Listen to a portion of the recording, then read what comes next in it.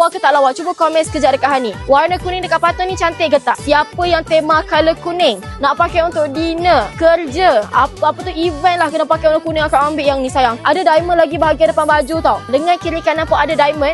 And then kakak kita bagi one set dengan tudung. Ada yang nak tak warna kuning ni? Kakak warna pink, cantiknya kakak. Tengok ni diamond dia. Diamond dia bukan diamond biasa-biasa. Diamond dia diamond luar biasa. Akak boleh basuh mesin. Tapi tak apa, yang mana duduk luar Malaysia boleh cincang and pergi cek seller untuk kita bantu. Ikan, ya Allah, sangat-sangat menarik, tertarik kakak warna dia. Biru dia kakak nak kata warna baby blue pun ya juga, warna tanah macam baby blue, ash blue kan. Bunga dia tu nampak tak design dia?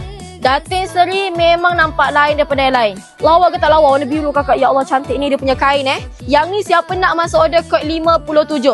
Yang ni kalau nak masuk order dekat kod 62. Warna dia warna sage green. Warna hijau-hijau lembut. Warna hijau dia tak adalah terlalu terang sangat. Tak adalah terlalu cerah sangat. Dia tengah-tengah. Cantik ke tak cantik? Kakak Mehan ni buka dulu.